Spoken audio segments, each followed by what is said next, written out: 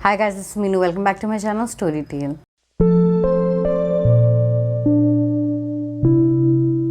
Today I'm going to be talking about A Court of Silver Flames by Sarah J. Maas.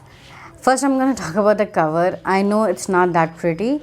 It could have been much better. A Court of Thorns and Roses have much better covers. But anyway, this cover kind of serves a purpose. The mask that has been built on it, it does serve a purpose in this book. So I think that is alright, even though it's not that pretty. This video is going to be full of spoilers. So if you have not read the series or this book, please stop, go read them and then come back. The first thing that I'm gonna do is drop this book down because it is just too heavy. As you can see, this is like a very thick book. It has more than 700 pages and this does weigh a lot. So my hand cannot take it. So I'm gonna just put it down and you can see the picture right here.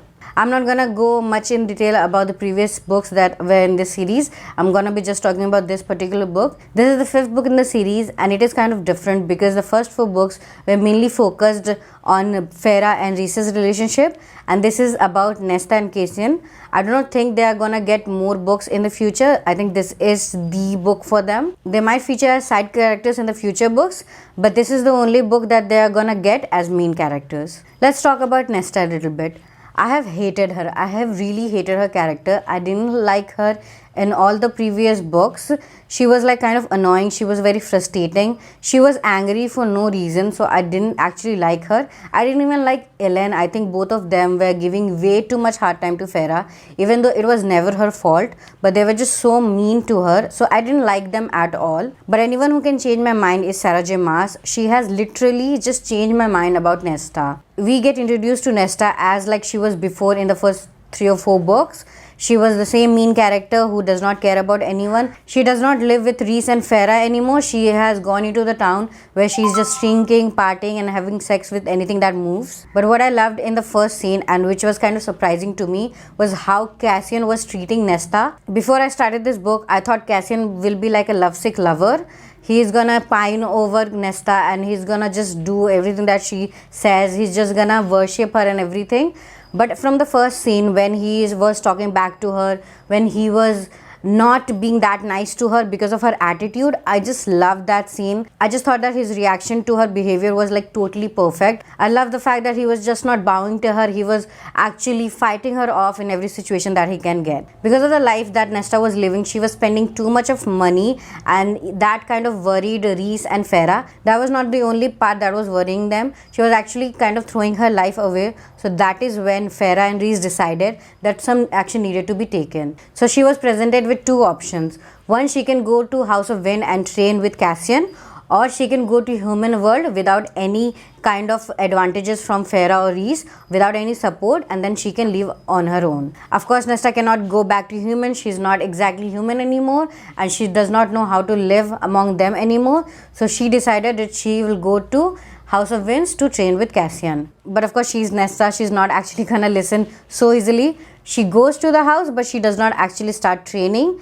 It takes a very long time for her to actually start training.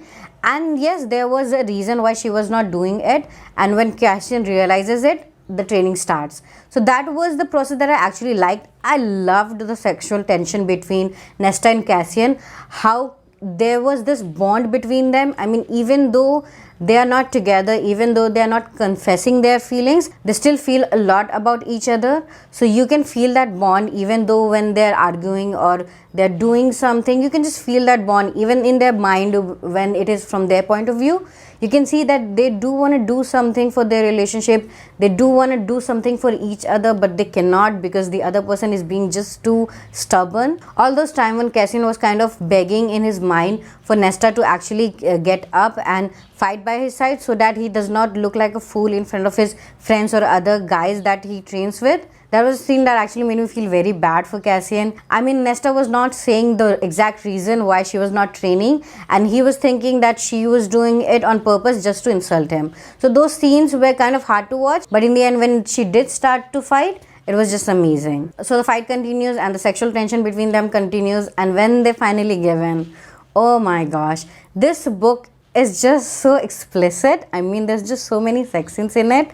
there was just too much. I did not expect that from Sarah J Maas. I mean, yes, even the other books in the series have been a little bit sexual, but they were not at this much capacity. I mean, it has those scenes almost every other chapter, and they're just so good. They're just so beautifully explained. Every single scene is so beautifully written. I loved each and every scene. I just want to read them again because they were just so beautifully done. I mean, sometimes these scenes can be cheapened or can be a little bit gross, but the way Sarah J Maas have written those scenes is just amazing. Because there's so much of it, it could have been become a little bit boring or repetitive, but actually that is not the case here. Every single scene is very different. Every single scene is like very sexy. I mean, she has done an amazing job in this book. I have so many favorite scenes that I cannot talk about, but just know that this book is amazing and those scenes are amazing too. There were 2 or 3 characters introduced in this book and I loved almost every one of them. There's Gwen, there's Emery, and there's also the third character, House. House is just amazing. I kind of want a house like that. I mean, he just listened to everything that Nesta says and he knows what is right and what is wrong.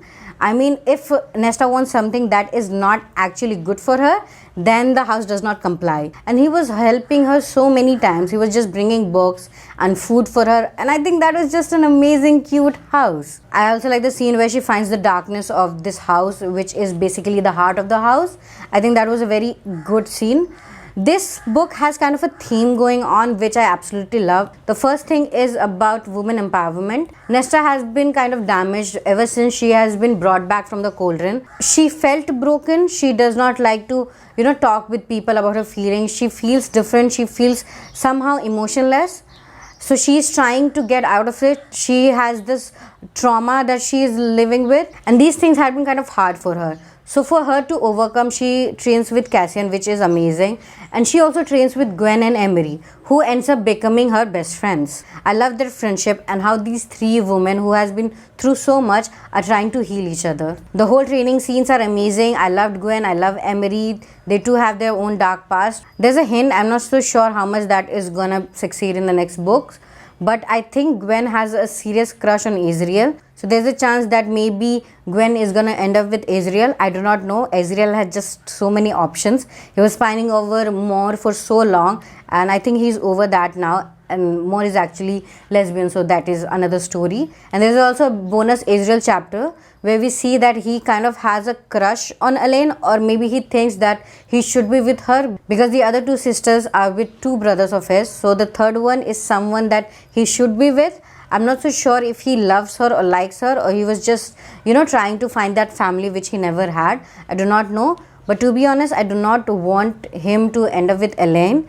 I do not want that to happen because I think that will be just too easy of a story. 3 brothers ending up with 3 sisters. I do not want that. And even Elaine, I think she has a crush a little bit on Azriel, but I think she is destined to be with Lucien because first of all, he is her mate. And second of all, he is like not High Lord yet, but he will become a High Lord of Spring Court maybe later in the books.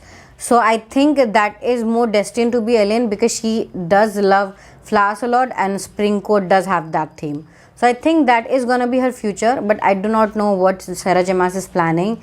She brings twist which is kind of unexpected, so I do not know. I'm actually waiting for the next book because I love this book so much. So like I was talking about women empowerment, we see Nesta grow in this chapter. She becomes very powerful. She was already very powerful, but she never realized her true powers. She can make these things which are called death tropes, if I'm not wrong. I cannot remember the names, but she can make these weapons which are very deadly and which cannot be defeated. So she is very powerful and she gets to realize that and she gets to attain her full power. We also see the same progress of Gwen and Emery, and in the last few chapters in the Blood Rite, we see these 3 women actually prove her worth.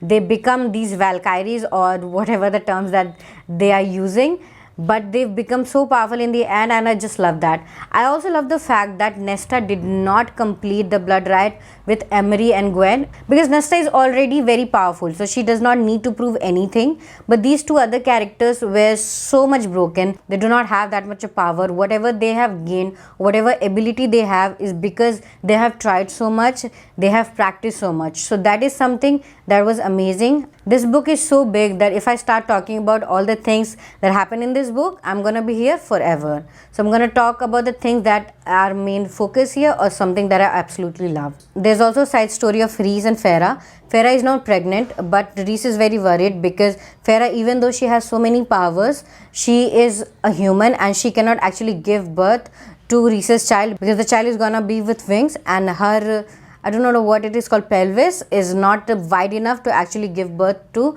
his child. So that is something that is worrying him. That is why he's angry all the time. He's worried all the time. The best thing that I liked about Reese in this book is how he was dealing with Nesta. He had enough of her, so he was never dishonest about his feelings. He always tell her what he felt, how he didn't care for her. So that was the best part in this book, and how in the end he did end up liking her. But still, I love those scenes between Reese and Nesta. They were just amazing. This book is mainly about Nesta's personal growth. At the beginning of the book, she was very mean, she was very cruel, she does not care about herself, she does not care about anybody else. Even though she did not know how to show it. She had past trauma, she was actually feeling so many things that she could not talk about. She could not get over her father's death, she could not talk about him, she could not deal with it. And then the journey that she goes into this book, that is kind of shown through the steps of House of Winds, where she needs to actually climb up and down almost 10,000 steps. So that is how we see her growth, and that is how we see the changes that is happening in her. I loved the way everything was shown.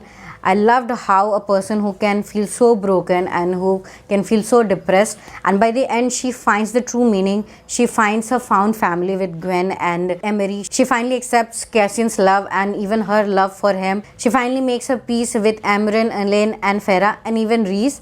So that is the personal growth, that is the growth that was worth reading in this book. It shows that it is never too late. You can always heal. If you are surrounded by people you love and the people that loves you, you can always find your strength and you can always heal in the end. Overall, this book is amazing. It has the right purpose, it has the right lesson, it has everything that you need in a good book. It is 700 pages long, even more than that, and still it does not feel lengthy or boring or repetitive. No, it is just perfect book. So of course I'm gonna give this book a 5 stars because it does not deserve anything less than that. I love the reading experience that I had with this book. This book was so unexpected, this book was so pleasant. Even every hot and sexy scene that we have in this book, they were just amazingly done, amazingly written. So of course I'm looking forward to the next book which is gonna come. I do not know if it's gonna be Azriel and Elaine story or Elaine's and Lucian's story. I'm not so sure, but let's see if we're gonna get that or not. I'm also looking forward to Tamlin's story. I think it's gonna come up. I think he feels too much regret now, and I think he's gonna get a redemption book in the future. I'm not so sure how long that is gonna take, but I think that book is gonna come out. So until those books come out, I want you to tell me in the comments down below how much you like this book and what is the best thing that you liked about this book. And of course, do not forget to subscribe and click that bell icon if you want to get notified of my future videos, which is gonna be book related. So until then, see you.